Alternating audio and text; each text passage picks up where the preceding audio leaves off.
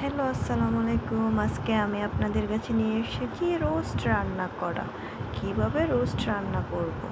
Roast রান্না করতে প্রথমে মুরগি নিয়েছি, এখানে দই নিলাম আর রেডিমেড মশলা নিলাম। এটা আমার ঘরে বানানো।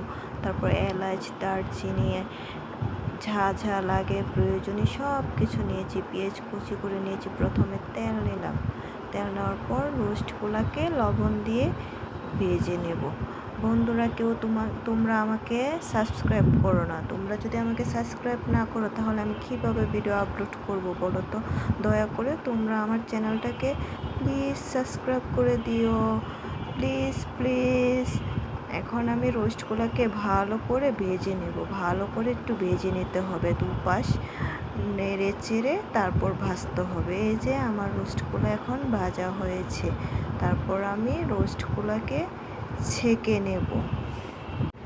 তোমরা যদি রোস্টগুলো ভালো করে না ভাজো তাহলে রোস্টের ভিতর থেকে ভাজে একটা স্মেল আসবে। এখন আমি পেঁয়াজ দিয়ে নেব পরিমাপ মতো। যে যেমন পেঁয়াজ পছন্দ করবেন ঠিক তেমন। পেঁয়াজের উপর লবণ দিয়ে স্বাদ মতো লবণ দেব। লবণ দিয়ে পেঁয়াজগুলো ভেজে নেব ভালো করে। তারপর তেজপাতা, এলাচ, দারচিনি, গরম মশলাগুলো দিয়ে ভেজে নেব ভালো করে। ভালো করে ভেজে নেওয়ার পর ভালো করে ভেজে নিতে হবে। ভেজে নেওয়ার পর এখন আমি আদা রসুন দিয়ে নেব। আদা রসুন দিয়ে ভালো করে একটু সময় নিয়ে ভেজে নেব। ভেজে নেওয়ার পর একটু হালকা করে কষিয়ে নেব। ভালো করে তোমরা কষিয়ে নেবে, কারণ খাবারের টেস্ট আসে মশলা কষানোর উপর। ভালো করে যদি না কষাও তাহলে সেই খাবারটা খেতে টেস্ট লাগবে না।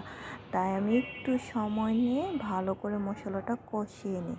একটু ধৈর্য নিয়ে চুলার আঁচটা একটু লো হিটে মাঝারি আঁচে রেখে তারপর কষিয়ে নেবে।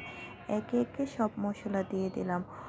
মরিচ, ধনিয়া, জিরা অল্প করে দিয়েছি। এই মশলাগুলো এখন ভালো করে কষিয়ে নেব। তারপর এখানে আমি রোস্টের জন্য একটা রেডিমেড মশলা দিয়ে দেব, কারণ এই মশলাটা আমি নিজের হাতে তৈরি করেছি। তারপর টক দই দেব।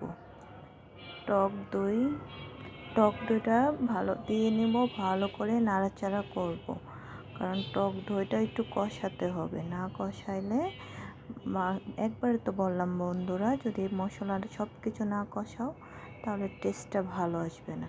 এই যে কষানো শেষ হয়েছে, আমি এখন রোস্টগুলো দিয়ে দেব।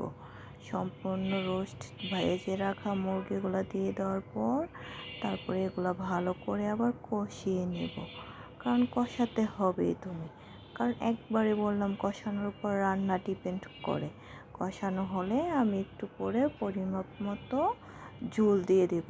কারণ তোমরা অনেক সময় দেখা যায় মুরগি যদি একদম ছোট হয় তাহলে সিদ্ধ তাড়াতাড়ি হবে, আর যদি একটু বড় নাও তাহলে সিদ্ধ একটু দেরিতে হবে।